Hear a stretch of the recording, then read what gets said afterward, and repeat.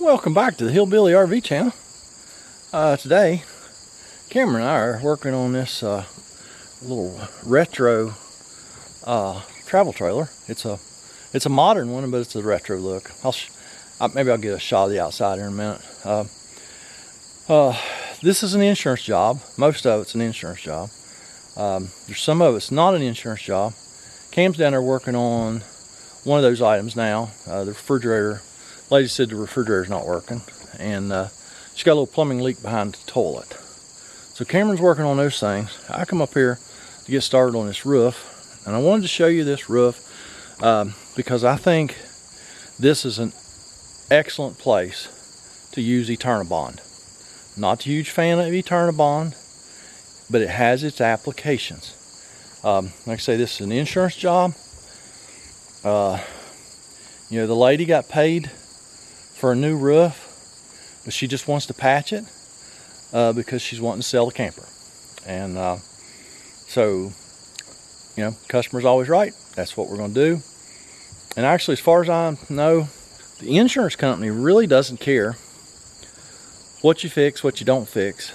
You know, they do the estimate, they write you a check, and then it's your choice what you do, what you don't do. Now, if she had a lien holder on this, now the lien holder may want it fixed back, you know, perfectly again. As close to perfect as a camper can get anyway. So we're going to put Eternabond on this roof. Let me show you this roof and show you why we're doing the Eternabond. The lady scraped the tree limb all the way from the front, actually all the way to the back, but it only damaged the roof to right here. So we got 5 or 6 feet, almost a perfectly straight line, where it just barely made little holes in that rubber roof.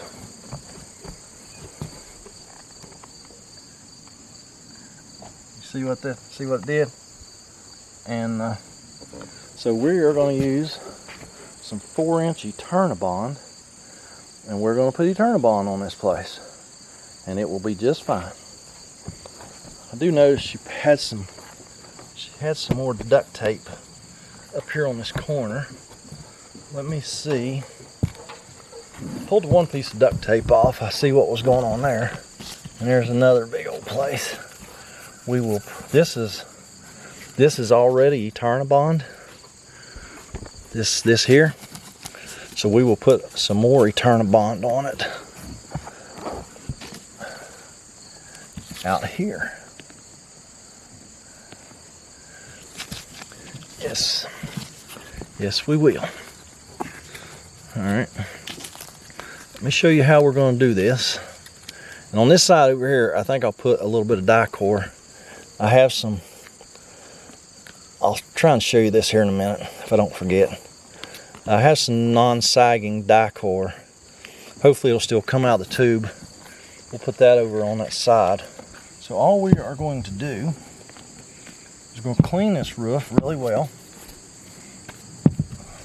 I'm going to use my old standby brake cleaner, and we're going to put 4-inch Eternabond on this.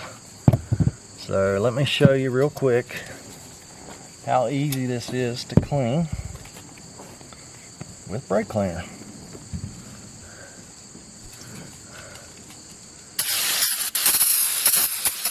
Just spray a small area, take a rag, wipe. I think that does a fantastic job. It cleans any dirt, residue, or anything off this roof, and actually kind of makes the roof kind of soft and ready for the Eternabond. So we're going to get all this cleaned up, and then when we start putting the Eternabond on, I'll bring you back. I've got started here, and I've got back to this point. So this is the contact paper on the back of the Eternabond. Like I say, I've got it started on this end, and so I was going to bring you along here so you can see the process. Here's my roller. Now this stuff does depend on you know, some pressure. to activate it. So that's why the roller. I start in the center and work my way to each side, rolling this. Because like I say, pressure is what activates Eternabond. So if you just lay it out there and rub it out, you really haven't done anything. You really have to use some pressure to make sure that it sticks good.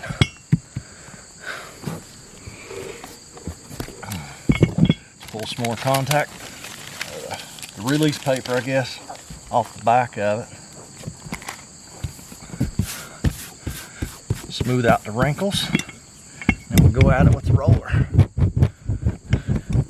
Of course, overlapping where we stopped.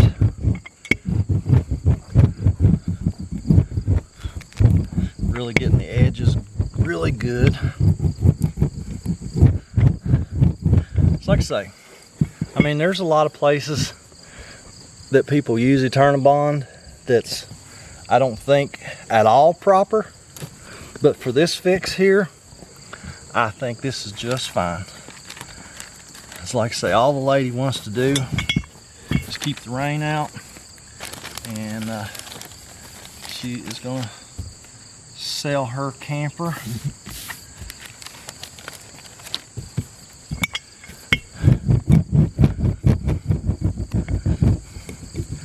Most of your RV guys, well, I shouldn't say most, a lot of your RV guys are not big fans of Eternabond. I'm not either, to be real honest with you. Like I say, it has its places, you know, just like everything else, you know, there's time and place for it to be used. I actually went a little bit farther than I intended. So I need to clean this roof just a little bit more.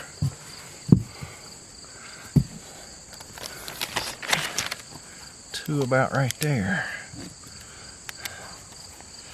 It was about 2 or 3 inches past where we're actually going.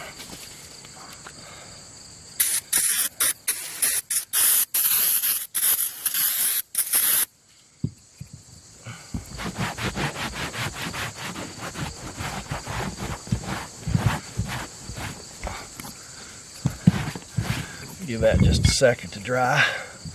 I'll move y'all shading it. Put the sun in there. Y'all still shading it.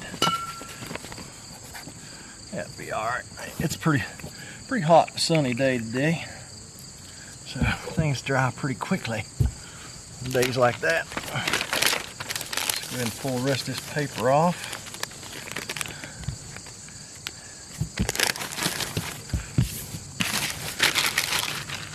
Paper in the pocket so it don't blow away. Don't want to litter.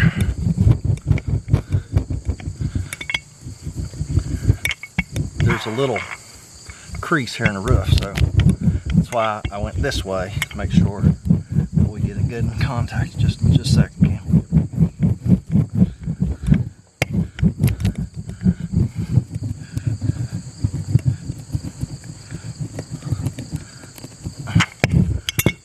I think this is a good application for Eternabond. This is how I do it.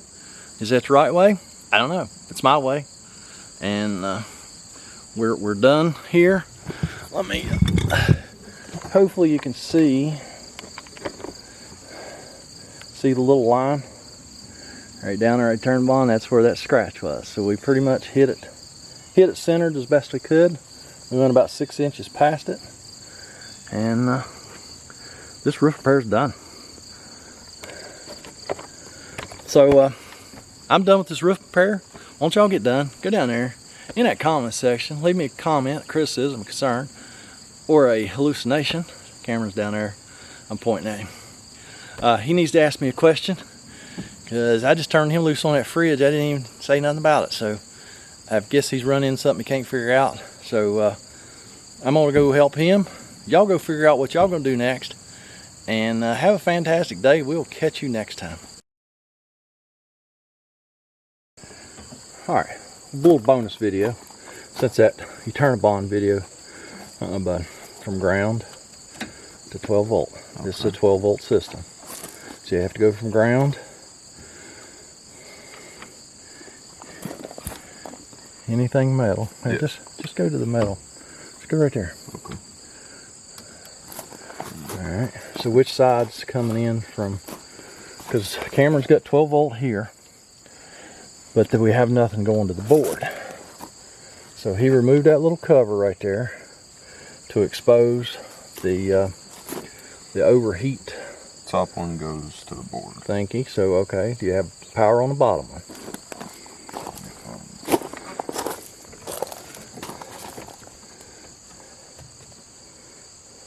Nope. It runs to another thing first. Yeah, it comes down. Yeah, this is like a thermal fuse down here. It goes right to here. Yes.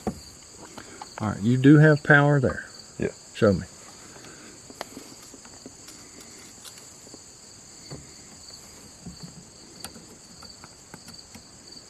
Okay, got 13.6. All right.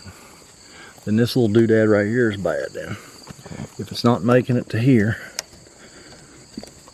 get that unplugged. Goodness gracious. Got two thermal protections now on a modern Dometic refrigerator. Anyway, I'm not sure whether anybody else is using this exact system or not. But Dometic's definitely using this double thing. Alright, go get your pair of needle nose pliers.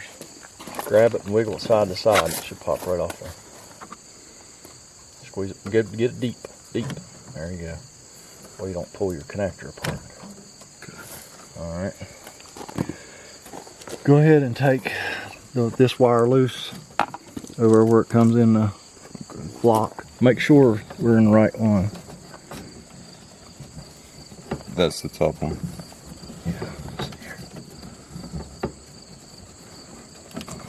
Yeah. So take that out. Yep, you can get in there. It pushes down. That's a flathead. Yeah. Oh, I thought that's what you had. Just don't touch nothing metal with that screwdriver handle or you're going to pop a fuse somewhere.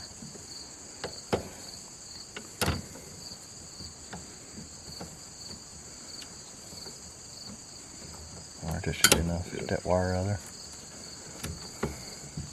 there. Now put your meter on ohms.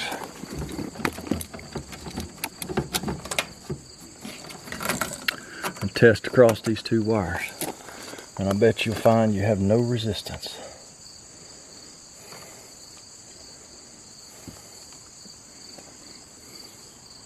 Nothing.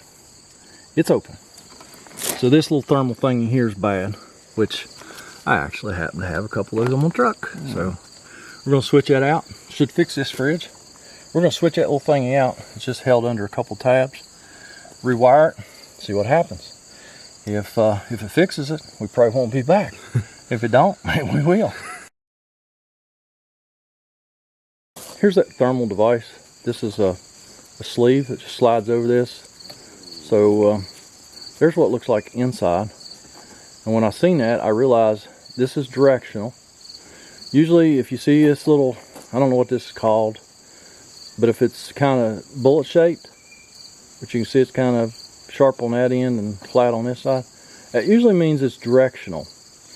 So we got the new one out and we tested it just for grins and giggles, one direction, and there was still no continuity. But when we checked it the other direction, we had continuity.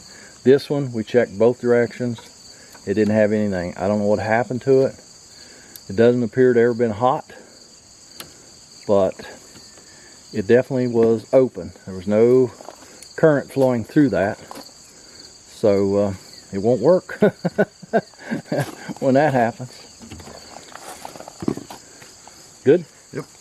All right, let's go inside and see if you have display and lights and stuff. What? Let's just follow him in the camper. Because I think I already asked him once if he had lights and a display in here, and he said yeah, and then I find out later he don't. if I don't know about him. Yes.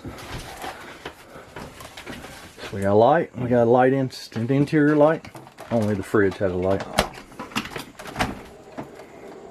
Oh, the light's been removed. It lit? Yep. Yeah, it just lit on gas. We heard it light. Is it on auto? No. Okay. Alright, put it on auto. We're going to go around and see if it heats on electric. And make sure the auto function works. And that's going to be it. So, hope y'all enjoyed this little bit of overtime. And we're going to move on. We got plenty of things to do to this camper. And it's late in the day. I had to wait for my little buddy to get out of school.